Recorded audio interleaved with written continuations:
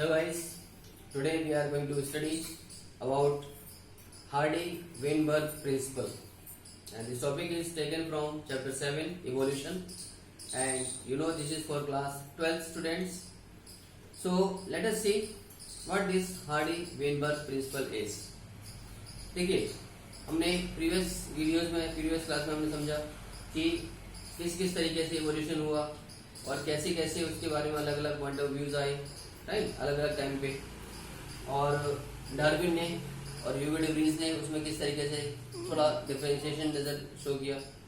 तो खैर आज बात करते हैं हार्डी विनबर्ग प्रिंसिपल की। देखिए, किसी भी पर्टिकुलर पॉपुलेशन में जो जीन फ्रीक्वेंसी है, जो एलील्स की जीन फ्रीक्वेंसी होती है, वो कांस्टेंट है, वो स्टेबल रहती है और वो जनरेशन टू जनरेशन कांस्टेंट होती है। ठीक है, यानी हम ये कह सकते हैं कि किसी भी पॉपुलेशन का जीन पूल फिक्स होता है, कांस्टेंट होता है। जीन पूल मतलब कि total number of genes and their alleles. तो टोटल जितने जीन्स हैं और उनके जो एलील्स हैं वो कलेक्टिवली किसी एक पॉपुलेशन के लिए जीन पूल कहलाता है। तो किसी भी एक गिवन पॉपुलेशन के लिए gene pool is constant. Okay, अब इस बात को हार्डी और विनबर्ग ने अपने इस प्रिंसिपल के जरिए एल्जेब्रिक एक्सप्रेशन को इस्तेमाल करते हुए बताया। तो हार्डी विनबर्ग ने यह बताया कि क्योंकि किसी भी पॉपुलेशन का जो एलीलिक फ्रीक्वेंसी है वो स्टेबल है और वो जनरेशन टू जनरेशन कांस्टेंट रहती है, तो इसी को हम जेनेटिक इक्विलिब्रियम कहते हैं या हार्डी विनबर्ग इक्विलिब्रियम भी कह सकते हैं। और इन सभी जीन फ्रीक्वेंसीज का जो सम टोटल है वो 1 है। ठीक है, सारी जीन फ्रीक्वेंसीज का, एलीलिक फ्रीक्वेंसीज का जीन जो सम टोटल है वो 1 है। अब जो इंडिविजुअल फ्रीक्वेंसीज है, मान लीजिए ये दो एलील्स हैं, एक कैपिटल ए वाला एलील है, एक स्मॉल ए वाला एलील है, और इनकी इंडिविजुअल फ्रीक्वेंसीज ये हैं, यानी capital A allele small P frequency से रिप्रेजेंट किया गया है और स्मॉल ए वाला एलील स्मॉल क्यू की फ्रीक्वेंसी से रिप्रेजेंट हो रहा है।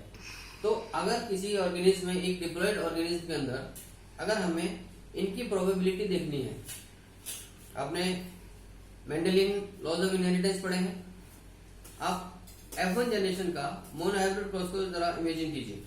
ठीक है, तो उसमें हमने क्या देखा था लास्ट में कि जो जीनोटाइप रेशियो आता है एक्चुअली 1:2:1 आता है।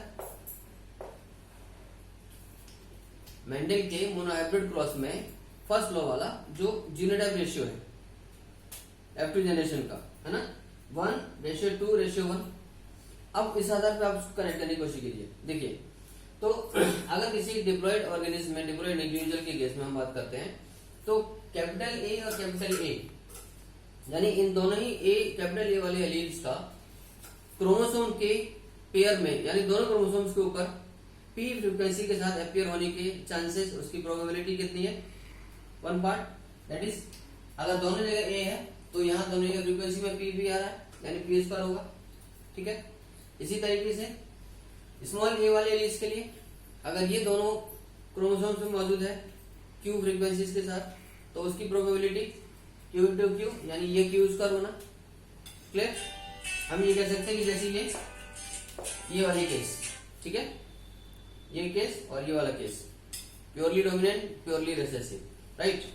अब जो हाइब्रिड वाला केस है, मान लीजिए ये सिचुएशन है, कैपिटल ए और स्मॉल ए, इनकी प्रोबेबिलिटी प्योर क्यू के साथ में आपको पता है ये 50% है, जैसे यहाँ 2 दिख रहा है, तो हाइब्रिड की वैरायटी, हाइब्रिड की प्रोबेबिलिटी 2 हुई, तो यानी P Q plus P Q यानी 2p क्यू इसकी फ्रीक्वेंसी बनी। ठीक है ना, इसकी प्रोबेबिलिटी हो गई।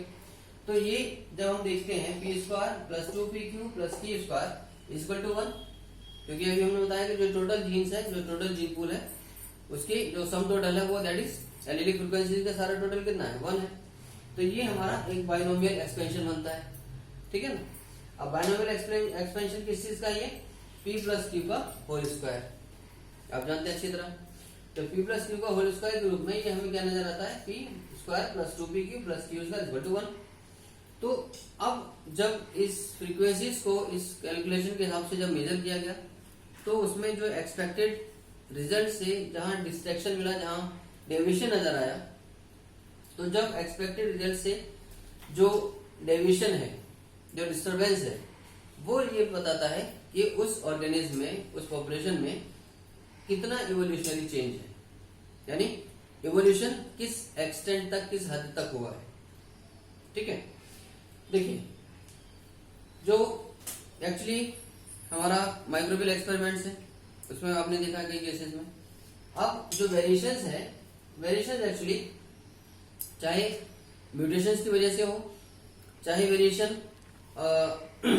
क्या चाहिए गैमेटोजेनेसिस के दौरान बनने वाले नए नए रिकॉम्बिनेशन की वजह से हो, और चाहे वो वेरिएशन जेनेटिक ड्रिफ्ट की वजह से हो, उन सब के दौरान, उस सब के रिजल्ट में फाइनली जीन फ्रीक्वेंसी में चेंज आता है।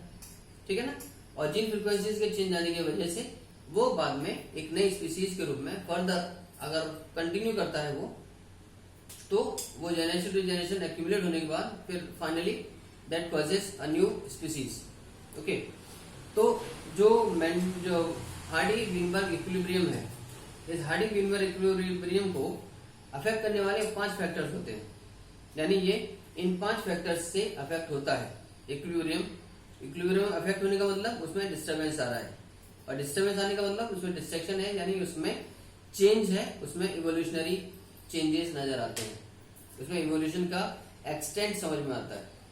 क्लियर? देखिए अब वो 5 फैक्टर्स क्या है जो हार्डी विनबर्ग इक्विलिब्रियम को अफेक्ट करते हैं।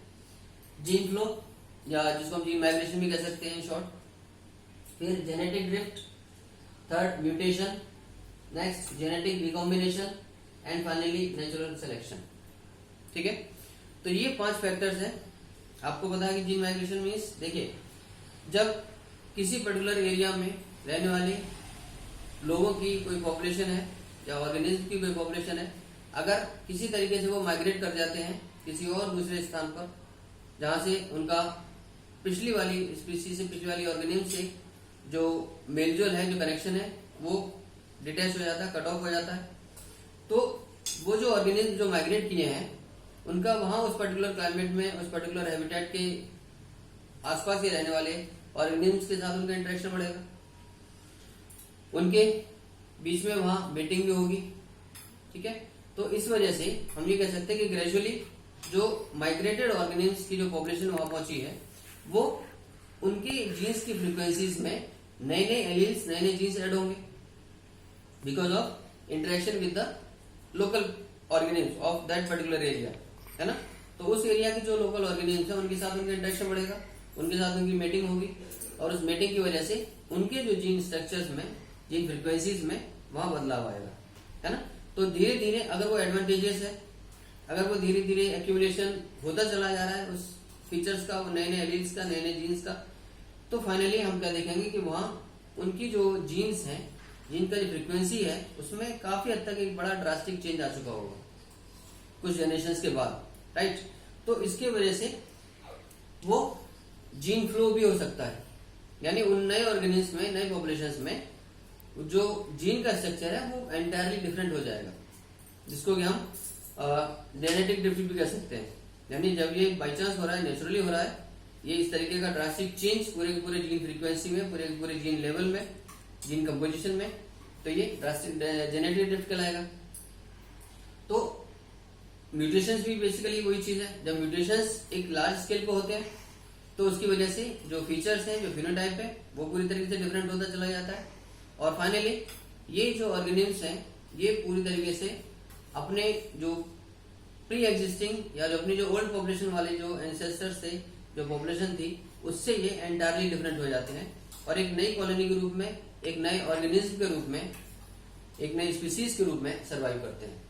तो उस कंडीशन में वो जो पुराने ओल्ड पॉपुलेशन के जो माइग्रेटेड जो पॉपुलेशन के जो ऑर्गेनिज्म थे, जो इंडिविजुअल्स थे, उनको हम फाउंडर्स कहते हैं, और इसको हम फाउंडर इफेक्ट कहते हैं। यानी जब एक ओल्ड माइग्रेटेड पॉपुलेशन कुछ ही ऑर्गेनिज्म की एक नई कॉलोनी को, एक नए स्पीसीज को ओरिजिनेट करने के लिए कैपेबल होती है, तो that is called founder effect. ठीक, तो जेनेटिक रिकॉम्बिनेशन आपको पता है, गैमेटोजेनेसिस के दौरान जब नए नए रिकॉम्बिनेशंस बनते हैं। साथ ही साथ नेचुरल सिलेक्शन वो प्रोसेस है जो वेरिएशंस के थ्रू, जो छोटे छोटे वेरिएशंस के जरिए अगले नए ऑर्गेनिज्म को उन डिफरेंट क्लाइमेटिक कंडीशंस में बेटर सर्वाइव करने के लिए कैपेबल बनाती है, और जो वहाँ उन वेरिएशंस की वजह से, उन वेरिएशंस की हेल्प की वजह से जब उनमें एक चेंज आएगा, उनका जीन कंपोजिशन चेंज होता है, वो सर्वाइव करते हैं बेटर तरीके से, तो वो फाइनली बेटर तरीके से ग्रो करेंगे और एक बड़ी संख्या में अपनी प्रोजेनीज वहां पर छोड़ेंगे। ठीक है ना। तो नेचुरल सिलेक्शन की वजह से 3 कंडीशंस बन सकती है। Means natural selection can either lead to stabilization, या तो नेचुरल सिलेक्शन की वजह से कई बार स्टेबलाइजेशन आ जाता है वो पॉपुलेशंस में। क्यों स्टेबलाइजेशन? मतलब जब ज्यादातर ऑर्गेनिज्म किसी पर्टिकुलर पॉपुलेशन के एक मेन कैरेक्टर वैल्यू को एक्वायर कर लेते हैं, यानी उनमें ऑलमोस्ट एक एवरेज टाइप की, एक कॉमन टाइप की फीचर्स जनरेट हो जाते हैं, तो दैट इज कॉल्ड स्टेबलाइजेशन। वो हम कहते हैं कि पॉपुलेशन वो स्टेबल हो गई, यानी उनके ज्यादातर ऑर्गेनिज्म में एक मेन कैरेक्टर वैल्यू एक्वायर हो गई। ठीक है। दूसरे कंडीशन में वहां डायरेक्शनल चेंज भी आ सकता है। कई बार नेचुरल सिलेक्शन की वजह से क्या होता है कि जो ज्यादा ऑर्गेनिज्म होते हैं वो मेन कैरेक्टर वैल्यू के अलावा किसी और कैरेक्टर वैल्यू को एक्वायर कर जाते हैं, तो that is called a directional change. ठीक है। तो मेन कैरेक्टर वैल्यू से थोड़ा सा शिफ्ट होकर, थोड़ा सा हट के कुछ और कैरेक्टर वैल्यूज को एक्वायर करने लगते हैं जब ज्यादातर ऑर्गेनिज्म किसी पॉपुलेशन के, तो ये कहलाता है डायरेक्शनल चेंज। और कई बार नेचुरल सिलेक्शन की वजह से डिसरप्शन भी आ जाता है, यानी जिसमें जो ऑर्गेनिज्म है वो कुछ पेरिफेरल कैरेक्टर वैल्यूज को एक्वायर कर जाते हैं, दोनों ही एंड्स में डिस्ट्रीब्यूशन की दोनों ही सिरे पे, दोनों ही तरफ। सो गाइस, इस तरीके से आपने देखा कि हार्डी-मीलर प्रिंसिपल कितना हेल्पफुल है और कितना इंपॉर्टेंट भी है। So never try to miss any of my videos, because I always try to give you something more which is relevant, which is important for your career, for your study. So till then, keep watching videos, stay safe, stay home. God bless you. Thank you.